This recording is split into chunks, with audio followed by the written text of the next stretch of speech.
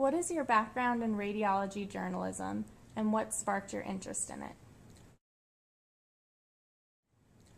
My background in radiology journalism pretty much started with obviously writing a paper a while ago. I think it was about 1995 or 96 now.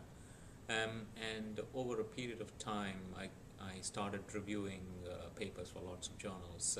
So that's what kind of started off my interest in radiology journalism. And the reason I started reviewing was, I always was at the other end of things where I was sending in publications and either getting it accepted or rejected based on pretty good comments. So what I wanted to do was try and contribute to areas where I had expertise in reviewing and my clinical specialty. So that's the reason I chose to do that. Why did you apply for the Rogers Fellowship?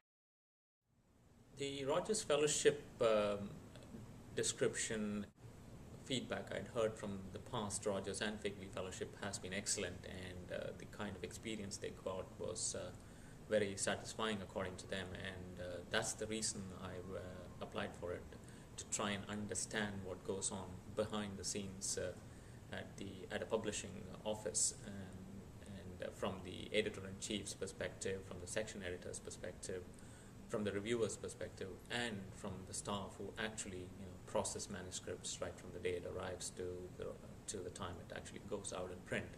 So my main aim was to kind of get a handle of all these things to understand publishing of a journal much better.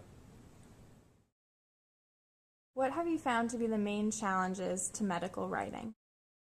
The main challenges to medical writing can possibly be different depending on the kind of practice you're in or the kind of hospital you work at. My main challenge has been the support staff. If you want to do a research project or if you want to start out writing a paper, I have to do pretty much everything myself. I don't have support staff because I'm not on an academic track. So as being a full-time clinical person, that's to try and balance the time and effort has been the biggest challenge for me. What role do peer-reviewed journals play in scientific journalism? I think peer review plays a huge role in scientific journalism for the simple reason that it is by people who are completely unrelated to your practice or your style of work, and they have an unbiased opinion or unbiased review of whatever work people have done. So I think it plays a crucial part, although some people may feel that occasionally it could be some kind of a conflict of interest if the other person is doing something similar, but I don't think that actually impedes on peer review and reviewers' thought processes, and I think it plays a very positive role in scientific journalism. What are your future goals, and how do you think this fellowship will contribute to them?